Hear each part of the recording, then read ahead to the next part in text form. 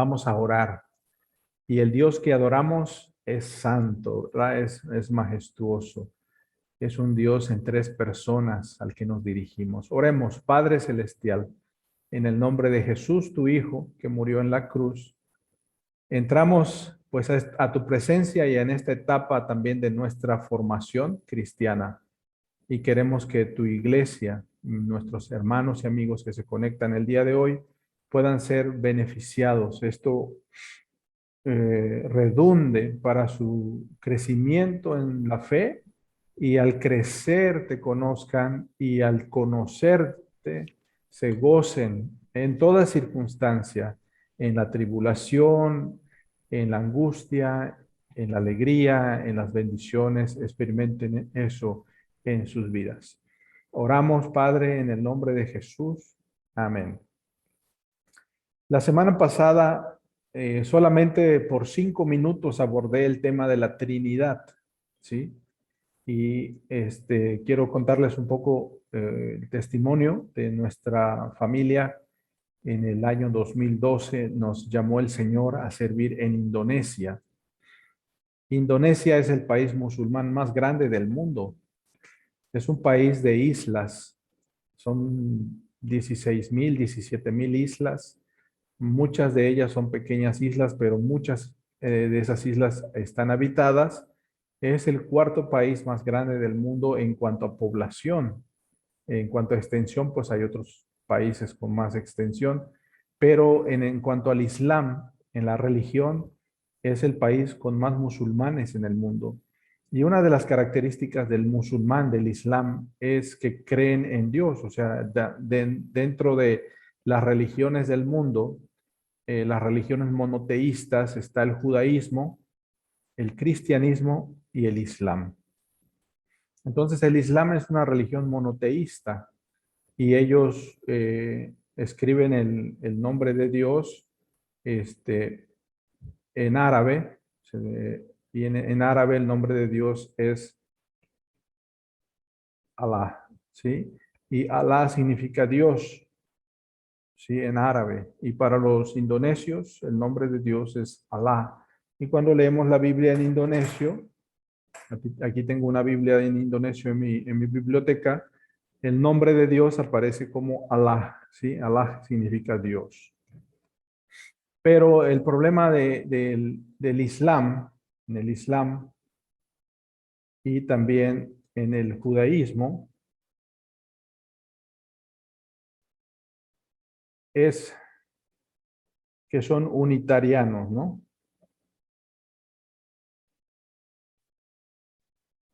Dios no se asocia con nadie, no tiene hijos, ¿sí?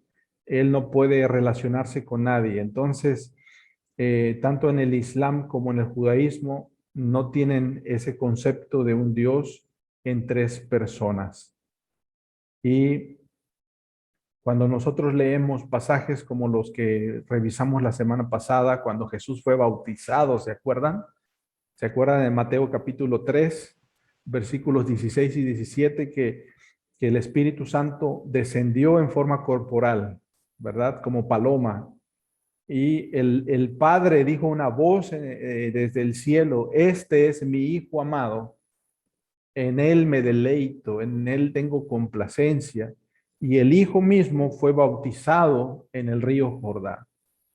Entonces, cuando nosotros evangelizamos a los musulmanes o a los judíos, ellos dicen: no, no podemos decirles que Jesús es Alá, ¿sí? Por ejemplo, decir en el Islam, decir que Jesús es Alá es una blasfemia, ¿no? Jesús, para nosotros cuando decimos Jesús es igual a Alá, ellos te pueden matar, te pueden cortar el cuello, ¿no? Porque estás diciéndole que Él tiene los mismos atributos que Dios, Él está asociado con Dios y Él comparte la misma naturaleza que Dios. Entonces, en la teología cristiana, en el Nuevo Testamento, vemos en la bendición, cuando los pastores nos bendicen, al finalizar un culto, agarran la segunda carta a los Corintios, y no sé si ustedes han visto esta segunda carta a los Corintios, y nos dicen la bendición del pastor, ¿no? Capítulo 13, versículo 14, segunda a los Corintios, capítulo 13. ¿Sí? Si lo ven, como dice, la gracia de nuestro Señor Jesucristo, el amor de Dios y la comunión del Espíritu Santo. Por 300 años, los cristianos en el siglo primero no tuvieron problemas con eso. En el siglo primero, en el siglo segundo no hubo problemas con eso. Y en el siglo tercero surgieron unas personas que decían, es que Dios no puede, Jesucristo no puede ser Dios, no puede compartir la misma naturaleza que Dios.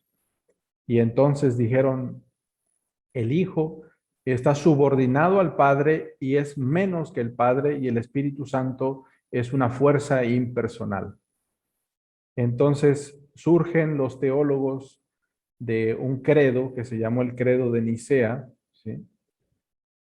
En el credo de Nicea, en el siglo III, siglo tercero, se da estas personas que negaban la deidad del Hijo, seguían a un monje que se llamaba Arrio.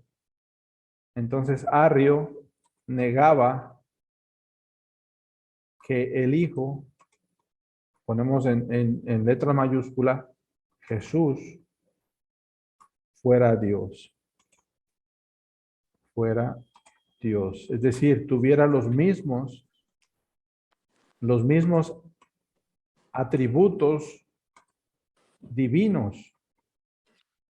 Y como nosotros hemos visto en el Nuevo Testamento, cuando, cuando Tomás se encuentra con Jesús resucitado, lo adora, o sea, se postra a sus pies. Y esto sería una blasfemia, como si él es hombre porque lo adoras. Y en el Evangelio de Juan, todo el Evangelio de Juan, los 21 capítulos, nos dicen Jesús es el Señor, Jesús es Dios, Jesús es Yahvé del Antiguo Testamento. Es lo que sigue diciendo, ¿no? En para el judaísmo, el nombre de Dios era este, ¿no? ¿Se acuerdan? En la vez pasada habíamos visto en Deuteronomio que dice, no hay Dios sino Yahvé, no hay un solo Dios. Entonces, el Evangelio de Juan nos dice que Yahvé y Jesús son el mismo, ¿sí? Son un mismo Dios. Entonces, los atributos que comparte Jesús con Yahvé del Antiguo Testamento, los apóstoles se dan cuenta de que es el mismo. Y entonces, en el siglo tercero, los teólogos de este siglo tercero hacen un credo que surge, no sé si ustedes se han dado cuenta que en algunas veces cuando eh, nosotros tomamos la Santa Cena, ¿sí? En la Santa Comunión, eh, nosotros decimos un credo. ¿Se acuerdan cuál es? Cuando estamos en la Santa Cena. Credo de los apóstoles. Exacto, el credo de los apóstoles, ¿verdad? Y este credo de los apóstoles es un credo trinitario.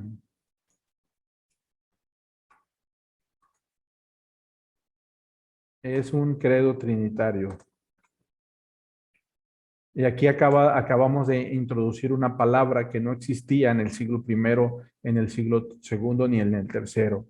La palabra credo significa yo creo, ¿verdad?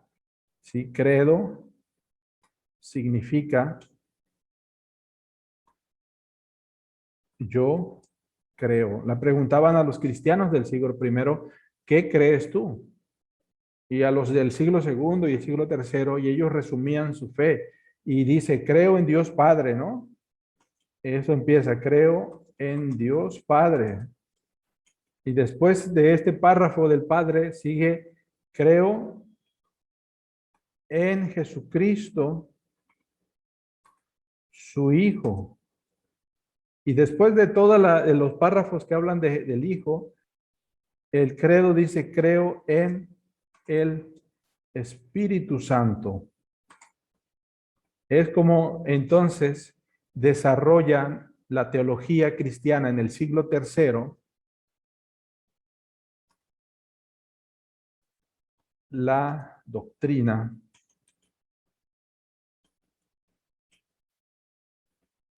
de la, y lo voy a poner con mayúsculas, la Trinidad. O sea, no, si alguien viene y toca tu puerta y te dice, a ver, búscame en la Biblia, ¿dónde está la palabra Trinidad? ¿Y qué creen, amados hermanos? No vamos a encontrar en este libro la palabra Trinidad. Fue el concepto que acuñaron en el siglo III los teólogos de ese siglo para defenderse contra aquellos que negaban que el Hijo fuera Dios mismo, Yahvé, y que negaran la persona del Espíritu Santo. Pero para los cristianos del siglo I y los apóstoles estaba claro que Dios se había manifestado en tres personas. Dios es un Dios que ha existido en la eternidad desde siempre como un Dios en tres personas. ¿A qué vamos con esto? Porque vamos a entrar a los decretos, al decreto eterno de Dios. O sea, porque Dios desde antes de la fundación, sin necesidad de nada ni de nadie, crea el universo, crea el mundo. Y los teólogos llaman a esto que vamos a leer en Efesios capítulo número 1, el consejo de la redención. Es decir, desde antes de la fundación del mundo, no un Dios unitario como los musulmanes, ni como los judíos, ¿sí? Ni como otras doctrinas donde creen en un Dios unitario, sino un Dios en tres personas. Y cada uno tiene la misma sustancia divina, es decir, el Padre es Dios y no se menoscaba o se reduce su deidad. El Hijo es Dios y tampoco su deidad se menoscaba o se reduce. Y el Espíritu Santo también es Dios. Y vemos sus atributos, que una persona habla, una persona siente y una persona tiene diferentes trabajos dentro de esta obra. Y es lo que los teólogos llaman, aunque les voy a poner aquí, me pueden interrumpir, ¿verdad? Se llama la economía trinitaria. Y es lo que yo les dije la semana pasada. El Padre, ¿sí? El Padre hace algo, tiene una labor específica. El Hijo y el Espíritu Santo.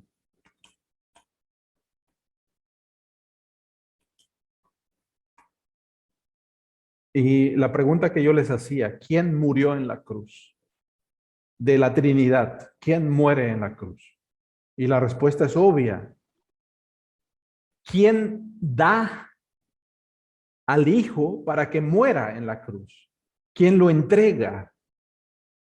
Ahora, ¿quién aplica lo que el Hijo hizo en la cruz para que seamos salvos? Ustedes lo pueden contestar. Lo están contestando en este momento. No. Quiero que haga una explosión en su cerebro esto que estoy diciendo. ¿Verdad?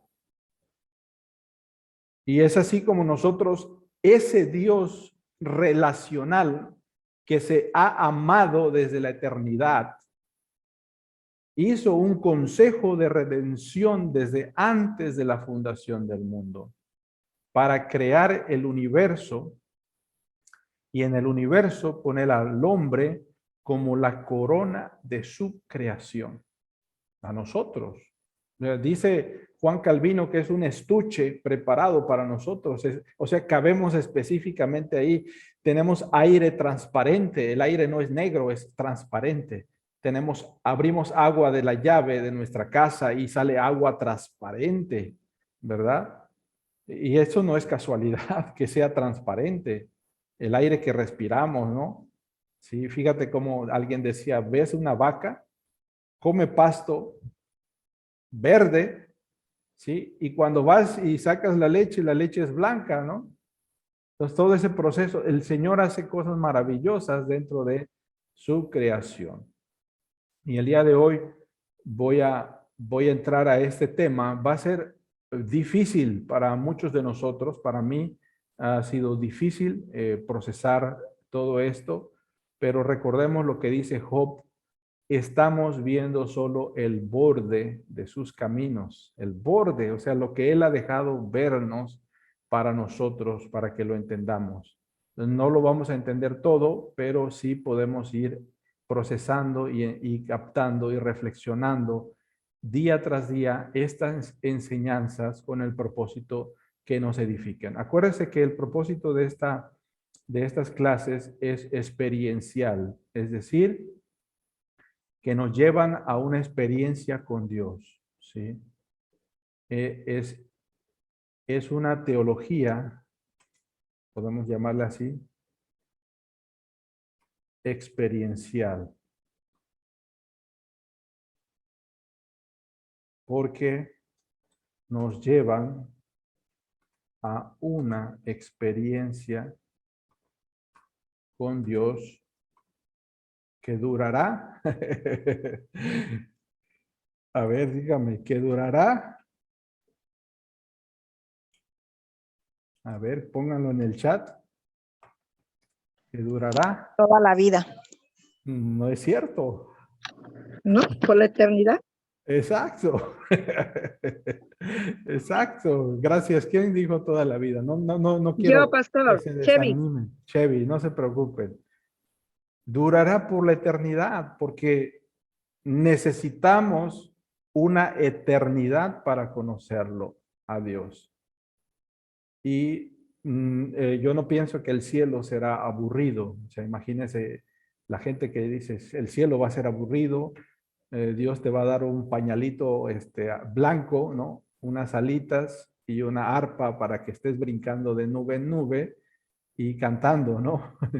No, el cielo no va a ser así, va a volarnos nuestros pensamientos de cómo lo imaginábamos, más allá de lo que nosotros imaginamos, la eternidad.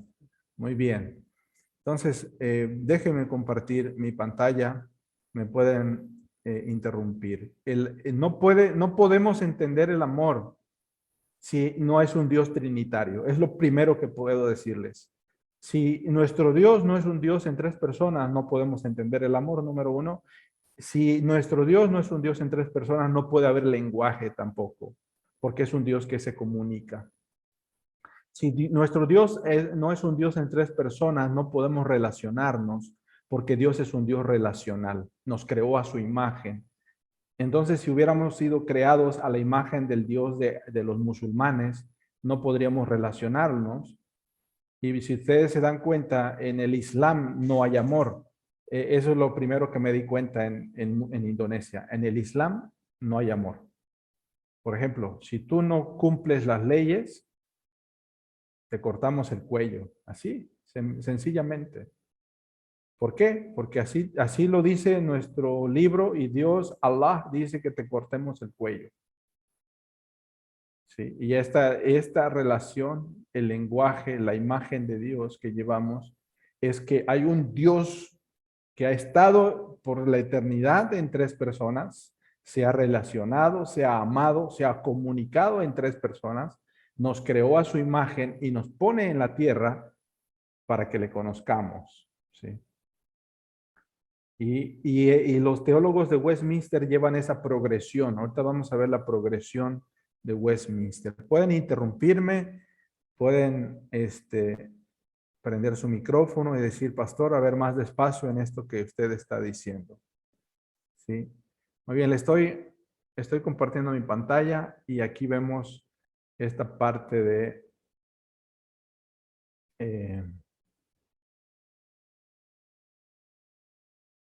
ok. El Dios que adoramos quiere que lo conozcamos. Entonces vamos a la experiencia con Dios.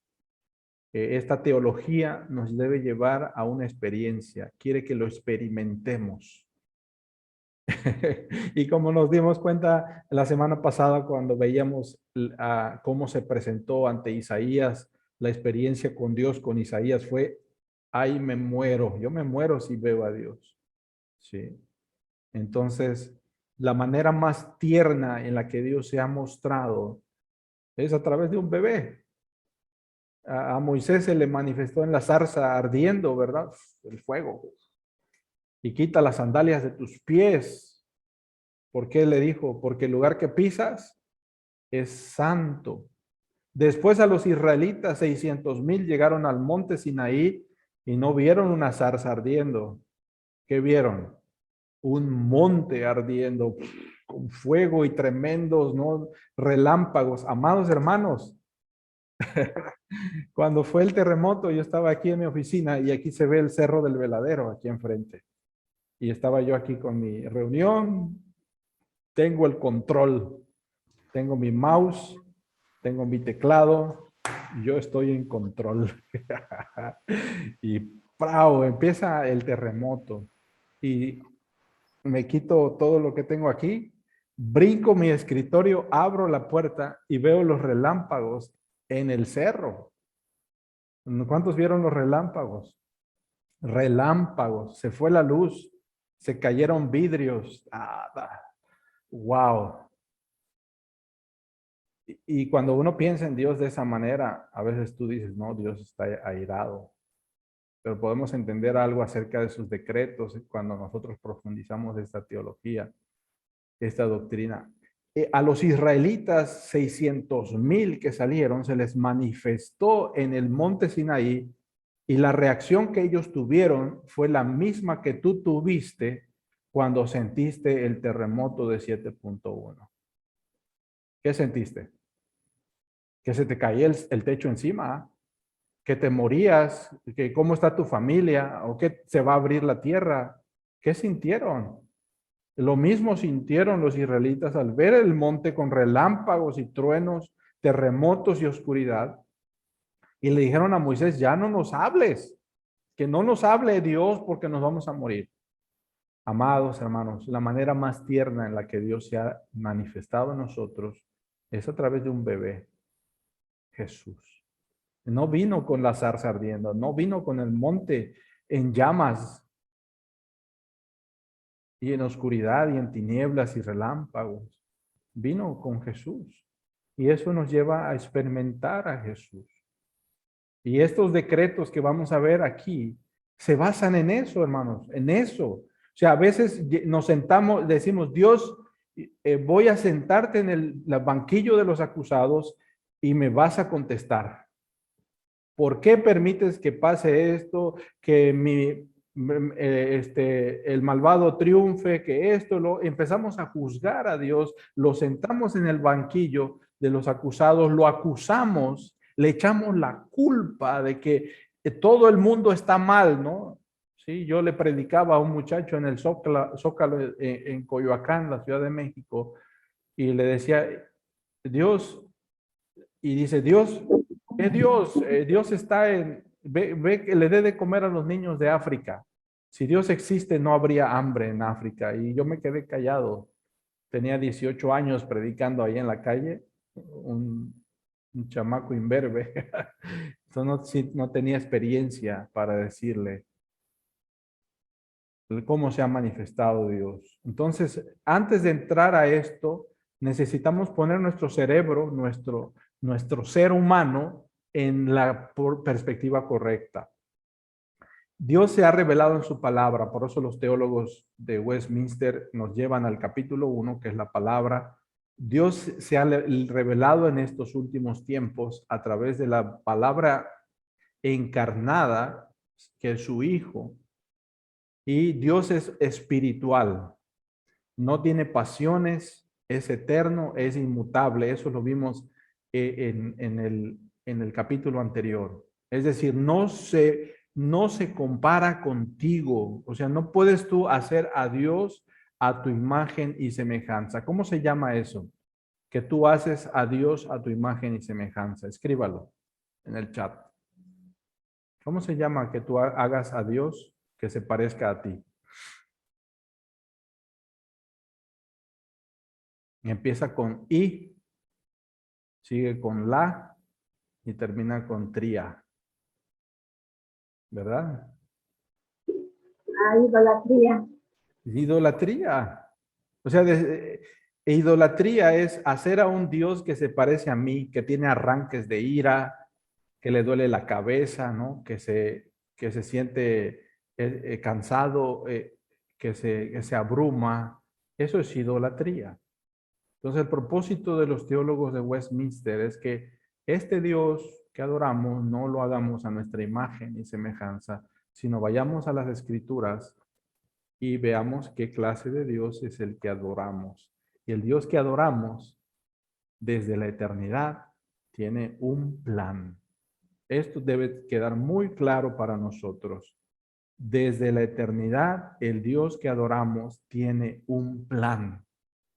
¿Sí? Imagínate que Dios no tuviera un plan. Hermanos, no podríamos estar sentados aquí si Dios no tuviera un plan. No podríamos, estaríamos en las manos de un Dios caprichoso.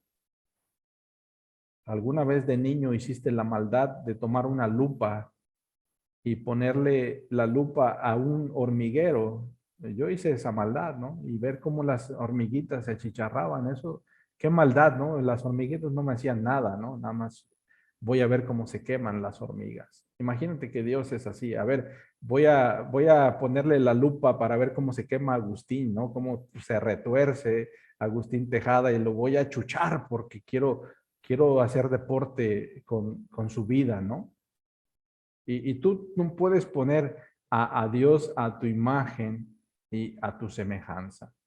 El Dios que adoramos tiene un plan y este plan es un plan eterno. Es lo que vemos en el primer párrafo de este capítulo 3. Primer párrafo lo estás viendo aquí.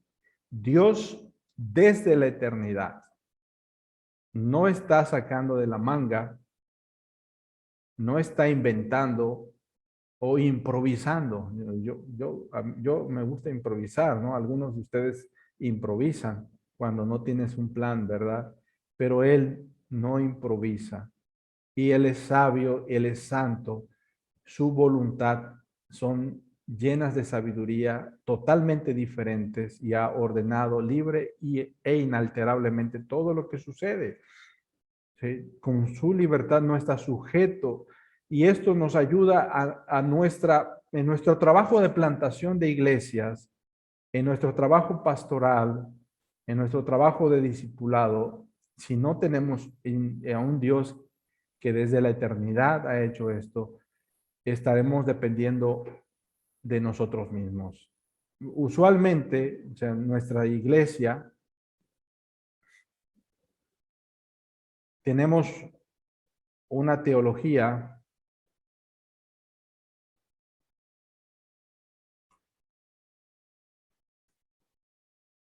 hombre céntrica.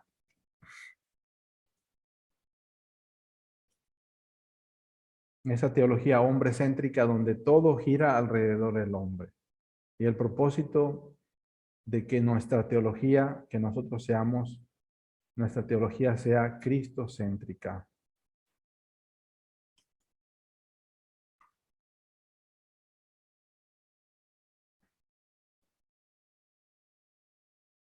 Y tú lo puedes ver, ¿no? Como si el centro del universo eres tú y tus arrebatos de ira, tus arrebatos de inseguridad, hacen que todo se venga abajo.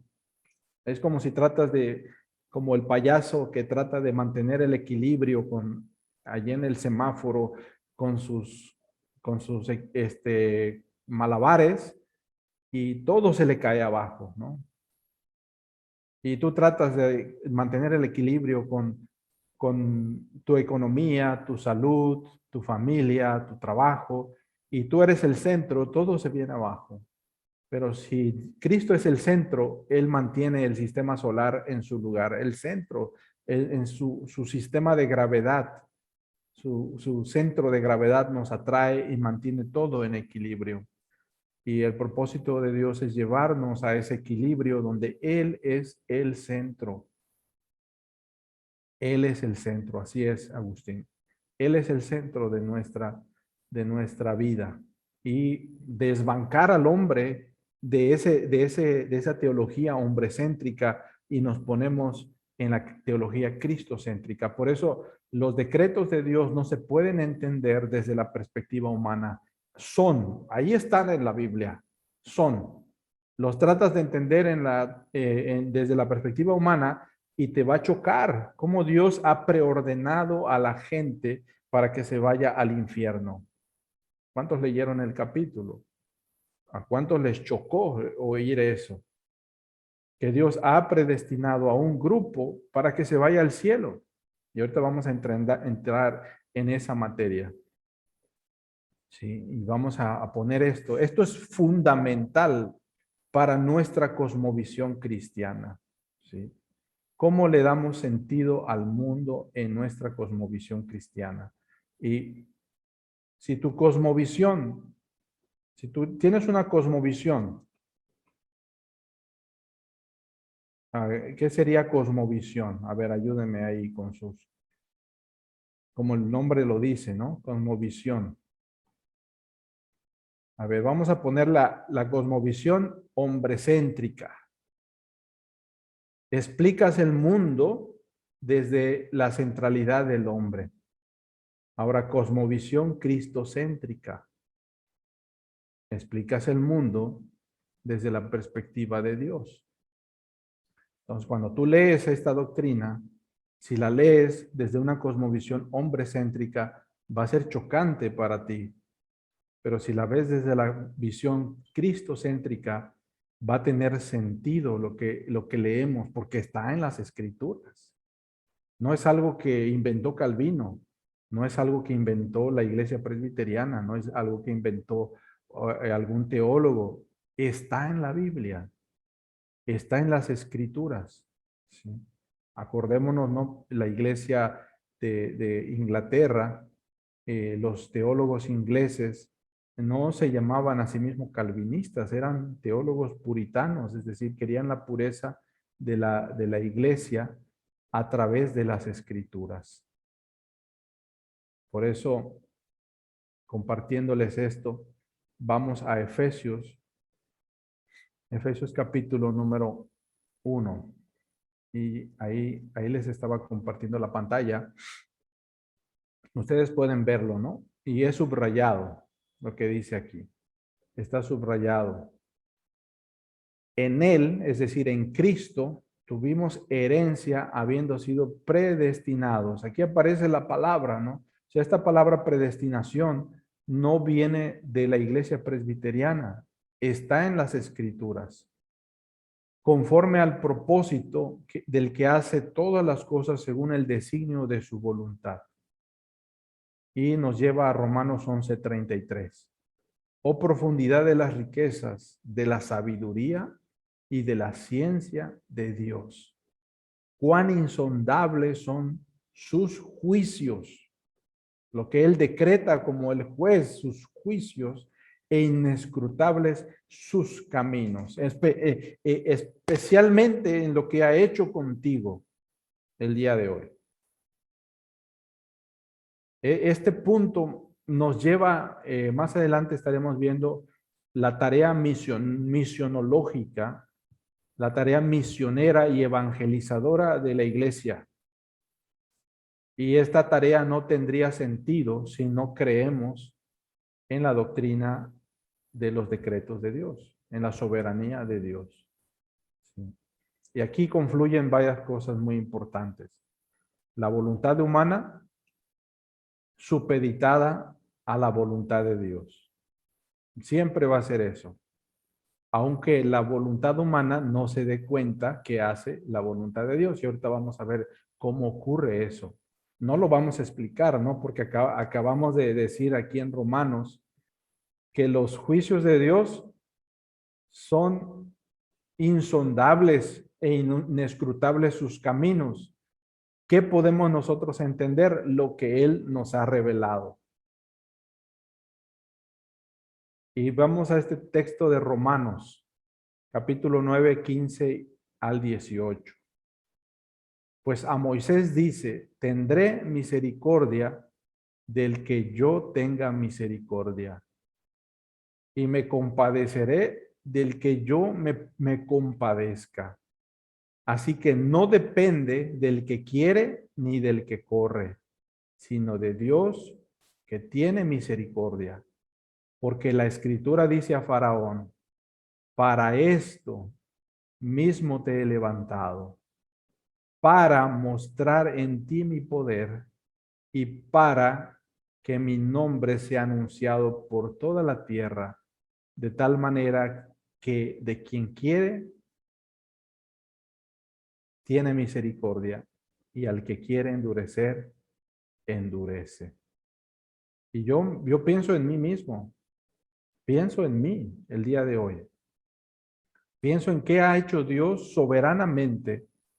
Como hablaba con una hermana hace un rato, mi esposo y yo fuimos a ver a una hermana, y decía, pastor, es que Dios me fue acorralando, acorralando, acorralando, hasta que un día llegaron unos pastores y me dijeron, tienes que rendir tu vida a Cristo. Mi casera me hablaba de Cristo, ¿no? Y mi suegro me hablaba de Cristo, y así todos, y de repente ella rinde su vida a Jesucristo. Pero esto viene porque Dios tiene un plan desde la eternidad, y si fue de manera individual en esta persona ocurre también en todos nosotros que estamos aquí. Y esto nos debe mover ¿a qué? Cuando dices, de quien quiere tiene misericordia, ¿qué te mueve a hacer eso? Que tú estás aquí y es una muestra de la misericordia de Dios, y no como Faraón, que Dios le endureció su corazón.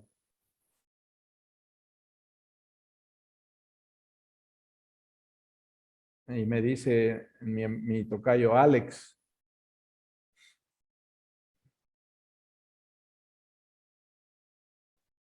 pero esta persona, vea la pregunta del chat, es muy importante esa pregunta que hace mi tocayo Alex. ¿Qué se le respondería a alguien que se preguntara qué caso tiene que haga, seguro si Dios ya decretó su voluntad, pero tú no la sabes? Miren, nosotros fuimos a Indonesia, donde hay millones de musulmanes, millones de musulmanes. ¿Y qué creen? Dios, yo no sabía a quién ha predestinado Dios, y mi tarea es ir y evangelizarlos y decirles, mira, Dios mandó a su hijo a morir por ti en la cruz y te llama al arrepentimiento.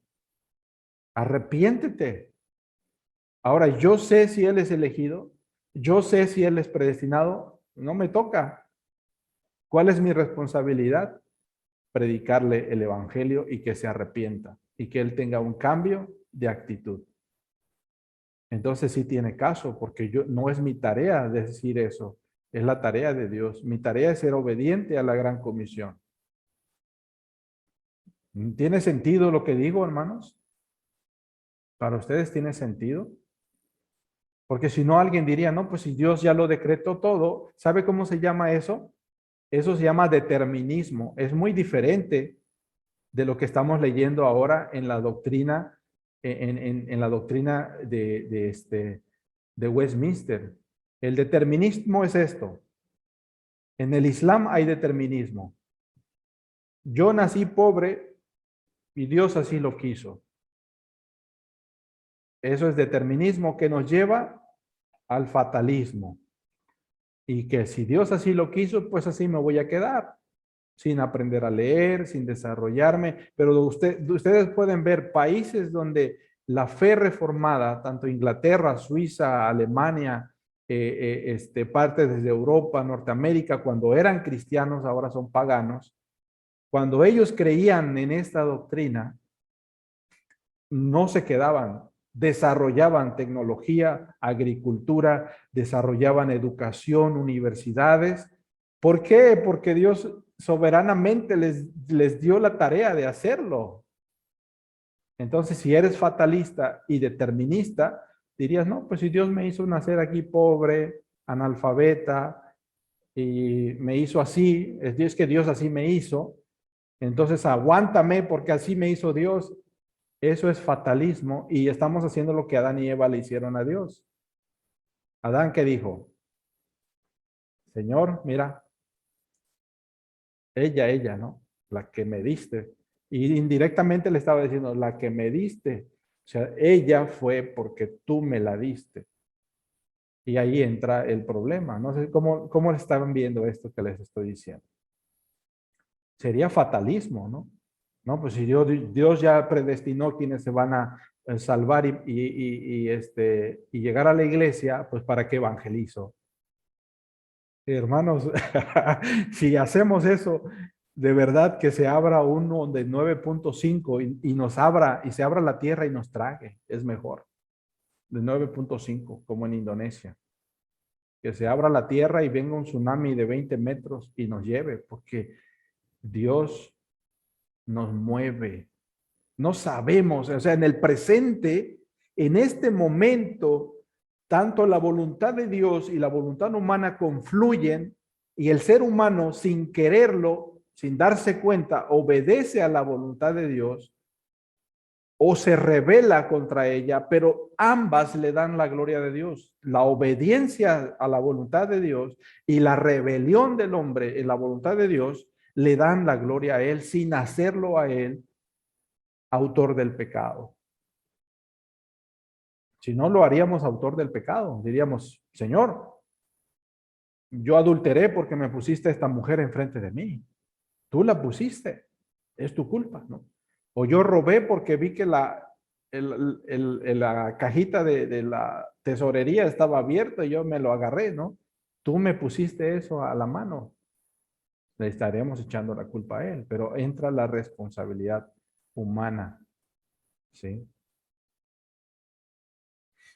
Sí, me gusta que escriban aquí lo que estamos reflexionando. Le damos sentido a nuestro mundo. Un Dios que no es soberano y que no tiene un decreto, sería un Dios caprichoso, un Dios inestable, un Dios que no merece ser adorado. Sí, ahorita vamos a ver sobre Jacob y Esaú. Muy bien, Alex. Vamos a ver un poco también acerca de eso. Espero que nos dé el tiempo. Si ustedes se dan cuenta, estamos platicando, o yo estoy en mi monólogo bien sabroso, ¿verdad? Y el tiempo se nos va rápidamente. Déjenme compartirles estos textos bíblicos. Bien, entonces nos quedamos en Hebreos 6:17. Por lo cual, queriendo Dios mostrar más abundantemente a los herederos de la promesa la inmutabilidad de su consejo. Ahí lo dejaríamos, ¿no? El consejo no es algo que se le ocurrió a Dios en la marcha, es algo que hizo desde antes de la fundación del mundo. Un día, amados hermanos, cuando tú estés orando, pon un zarapito en el piso, un zarape, una cobijita. Y si tu cuerpo te permite arrodillarte, pon tu cuerpo, pega tu frente en el suelo, cierra tus ojos y piensa en ese zarapito donde estás postrado. Alguien lo hizo, ¿verdad? Y lo hizo bonito. Yo tengo un zarapito de esos mexicanos de muchos colores, como el que sacamos en la noche mexicana, con sus flequitos blancos de colores rojo, verde, azul, blanco. Lo pongo en el piso, pongo mi frente en el piso y pienso, Señor, el que hizo este zarapito lo hizo muy bonito. Y luego pienso en la casa, Señor, el que hizo el piso lo hizo muy bien. Y luego pienso en la recámara donde estoy. El que hizo esta recámara puso muy bien sus cimientos, sus columnas. Y luego pienso en la casa. El que hizo esta casa lo hizo bien. Y luego pienso en la ciudad. Pues esta ciudad está bien estructurada, ¿no? Una bahía, unas montañas, árboles. Y de ahí me voy, me voy, me voy hasta llegar al universo con sus estrellas y galaxias. Y digo, Señor, qué maravilla has creado. Y me permites a mí arrodillarme y poner mi frente en el piso y pensar que si hubo alguien que planificó un zarapito y lo hizo y lo puedo tener, y alguien planificó un cuarto y alguien planificó y lo hizo en los recursos que tenía, qué cosas maravillosas no puedes hacer tú. Y así nuestra mente, como dice Calvino, nosotros reflexionamos, meditamos y quedamos apabullados por la gloria de Dios. Porque es lo que buscamos en última instancia. Y es lo que Dios busca. ¿Por qué? En la gloria de Dios somos felices. Y cuando a Dios se le da gloria, Él es feliz también. Hay gozo en ambos. Entonces, tu gozo supremo es darle gloria a Dios. Y el gozo supremo de Dios es que Él se glorifique. Entonces, ¿qué ocurre? Que desbordas de gozo, pero estás enfermo, no importa. No tienes dinero, no tienes trabajo, no importa. Pero hay una relación con Dios. Este Dios que creó el universo me ama y me escogió desde antes de la fundación del mundo. Tiene un decreto inmutable. Inmutable, no cambia. Si cambiara, yo estaría en incertidumbre. Amados hermanos, estamos en la falla más activa de todo el mundo. Esta que pasa enfrente de Acapulco, sube hasta la falla de San Andrés en California, le da la vuelta a Alaska, baja por Japón, pasa por Rusia, Japón, llega a Indonesia, le da la vuelta y sube por Chile. Es el anillo de fuego. Y Dios ha puesto leyes físicas de lo que pasa en las entrañas de la Tierra, ¿no? Y esas leyes físicas se van a cumplir. Esté la ciudad que esté arriba de ellas. Y ahí el Señor nos va a probar, como lo ha hecho en estos últimos días. ¿Cómo sientes cuando ruge la tierra? Yo tengo ganas de salir cuando oigo que empieza así. Me quiero levantar y salir corriendo. Y luego me aguanto, digo, hasta que esto empiece a remover más, entonces sí corro. ¿Sí? Porque quiero vivir un poquito más si Él me permite. Amados hermanos, estas doctrinas nos llevan a ese concepto muy importante de, del, de que Dios está en control. Sí, ustedes han visto eso, ¿no? Dios está en control de la historia, aún de las cosas malas que pasan. Pero no es el autor del pecado, ni tampoco se goza o se alegra del sufrimiento humano. Si no, nosotros tendríamos a un Dios sádico que se alegró en el sufrimiento de su Hijo en la cruz.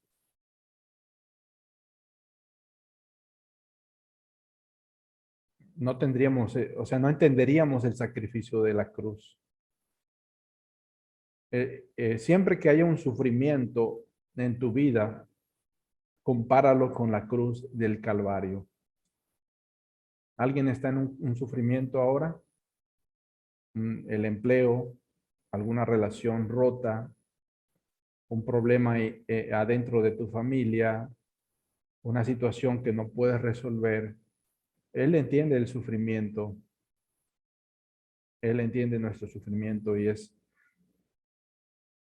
parte de nuestra formación. Hay una teología del sufrimiento también. Y es cierto, guarda silencio a veces, dice mi hermano aquí. Si quisiéramos sentir una palmada del Señor cuando estamos muy abatidos. Y a veces está la palmada, tocayo. Sin embargo, estás tan abrumado que no la sientes, que Él te está hablando y no te das cuenta de cómo te ha estado mostrando su amor porque estás tan abrumado. Abrumado es que hay una mucha bruma y la bruma no te deja ver lo que está alrededor de cómo te está amando Dios. Sí. En este pasaje de Santiago nos dice que Dios no puede ser tentado por el mal, ni él tienta a nadie. Y finaliza, no hay mudanza ni sombra de variación en Dios, para que no lo culpemos. Jamás se nos ocurra culparlo, que era la tentación que Job tenía de culpar a Dios, y Satanás quería que Job culpara a Dios y decirle a Dios, Dios, tú tienes la culpa de mis sufrimientos. Acuérdese, Job, por más que lo presionó su esposa, las circunstancias, las pérdidas, no atribuyó ni blasfemó contra Dios. Incluso estaba preocupado que sus hijos blasfemaran contra Dios y ofrecía sacrificios continuamente para que sus hijos no blasfemaran contra Dios. Sí maldijo el día de su nacimiento, sí maldijo su condición, sí deseó no nacer, pero no atribuyó a Dios la causa o el hecho de que él estuviera sufriendo. Sí, le pedía a Dios una tregua, ¿verdad? Acordémonos de eso. Es este Dios que adoramos. Sí, esto nos ayuda a entender el sufrimiento. Y primera de Juan 1:5 nos dice, este es el mensaje que hemos oído de él y os anunciamos. Dios es luz y no hay ningunas tinieblas en él. Y a su propósito eterno no tiene, cuando hablamos de tinieblas, estamos pensando en algo malvado, en algo siniestro, algo horrible que él tenga para nosotros. Seguimos avanzando. La voluntad del hombre hace la voluntad de Dios, aunque el hombre no se dé cuenta.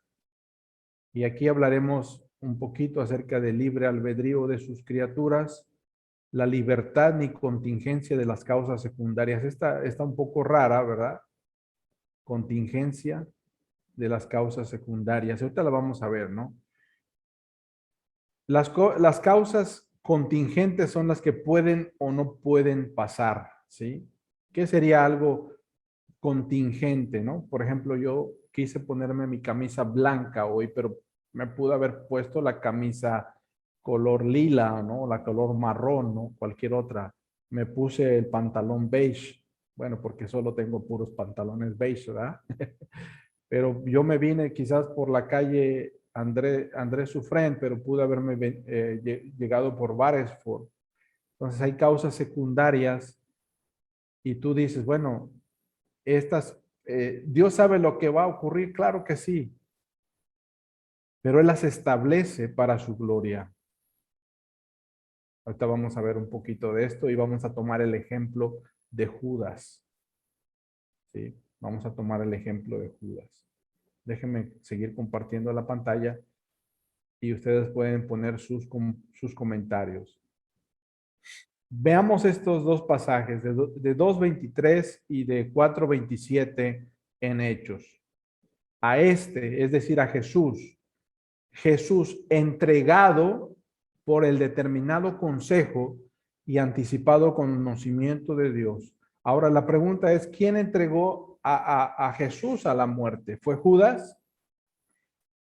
Y ahí dice que fue Dios, ¿no? Aquí dice que Dios tuvo un consejo antes de que el mundo existiera y él conocía de antemano lo que iba a ocurrir con su propio hijo. Dice, lo prendisteis, es decir, lo arrestaron y lo mataron, entregándolo en las manos de los inicuos, de la gente malvada, y lo crucificaron. Estamos hablando de Jesús. Y veamos así desde el punto de vista cristocéntrico, así explicamos nuestro sufrimiento, así explicamos la evangelización, así explicamos las misiones, así explicamos por qué ocurren cosas malas en el mundo. Hechos 4:27, porque verdaderamente se unieron, fíjese aquí dice, se unieron voluntariamente en esta ciudad contra tu santo hijo Jesús, a quien ungiste, Herodes, un malvado, Herodes, Poncio Pilato, otro malvado, los gentiles malvados y el pueblo de Israel, es decir, el Sanedrín y todos los que entregaron a Jesús, pero dice, para hacer cuanto tu mano y tu consejo habían antes determinado que sucediera. ¡Wow! Entonces, ¿por qué le echamos la culpa a Dios si Dios quería que lo crucificaran?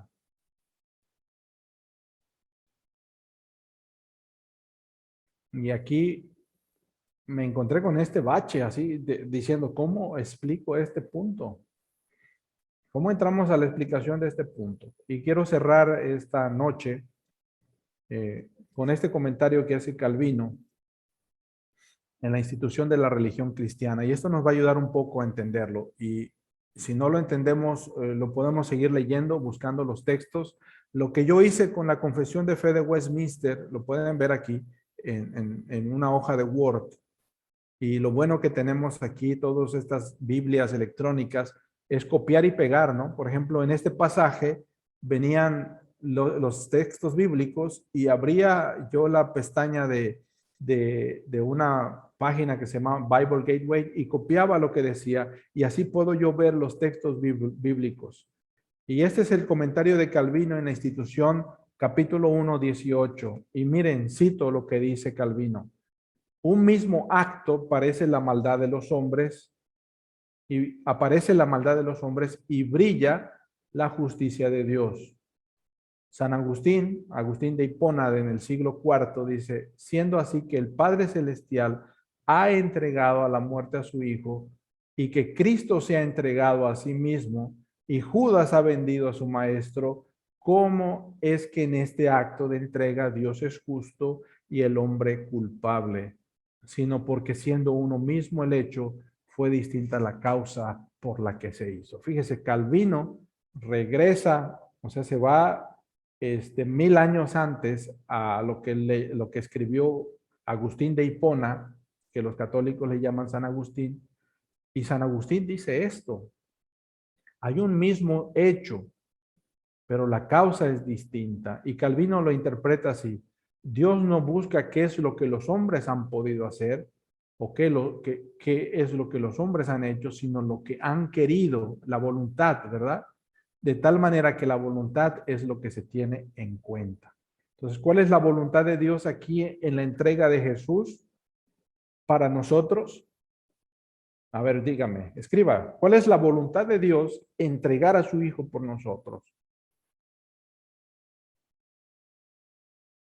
¿Cuál es la voluntad de Jesús entregarse a sí mismo?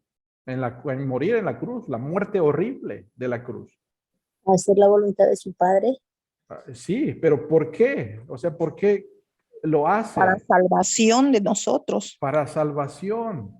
Sí, imagínense el amor del Padre entregar al Hijo. El amor del Hijo entregarse a sí mismo. Ahora Judas, ¿por qué lo entregó? Era el instrumento. Ajá, pero ¿qué hay en Judas? Mire, pongo aquí mi codo. Codicia. El deseo de tener, ¿no? Entonces, ¿en cuál de estas tres voluntades hay pecado? En el Padre al entregar a su Hijo no hay pecado. En el Hijo al entregarse a sí mismo hay pecado, pero en Judas hay pecado. ¿Y qué pasó con Judas? ¡Fum! Él había sido endurecido. Su vida era un réprobo. Lo puedes leer más adelante en este capítulo. Él era un réprobo. De los 12, dice, ninguno se perdió, sino el hijo de perdición, el que estaba preordenado para la perdición. Y en la tierra se cumplió la voluntad de Dios. Usó un instrumento humano y él no se dio cuenta, pero sí fue responsable de haber entregado a Jesús y el castigo que merece por haberlo entregado por codicia, dice, más le habría valido no haber nacido. ¡Wow! Ahí nos quedamos perplejos nos quedamos perplejos ante el decreto de Dios. Dios recibe gloria, pero él no violentó la voluntad de Judas, y Judas voluntariamente peca.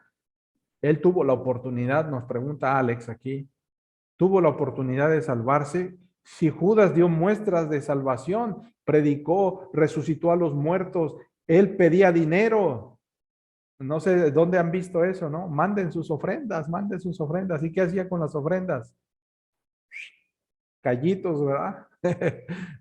Presta, ¿no? Se lo llevaba a él. Entonces él parecía un pastor, vestía como pastor, hablaba como pastor, predicaba y resucitaba a los muertos, sanaba a los enfermos, pero ahí ponemos ese pero. Si él, a ver, mi tocayo, el mejor predicador del mundo le predicó a Judas. El mejor pastor del mundo le predicó a Judas. El mejor pastor lo discipuló por 3 años y medio. Sí. Y aquí los dejo, amados hermanos. Quedamos así delante de la presencia de Dios, con la boca abierta, sorprendidos de su majestad. Y esto tiene que movernos a la evangelización, a la predicación, al cuidado pastoral, a la preparación de nuestros mensajes, sermones. Nos debe llevar a la oración, nos debe llevar a la intercesión, no nos debe llevar a ser pasivos, nos debe llevar a tener una fe de fuego. Porque al final nos dice esta lección nos lleva a una conclusión muy interesante. Y la encontramos en los últimos versículos, en el último versículo que aparece en las citas bíblicas relacionadas con el tema de hoy. ¿Qué dice?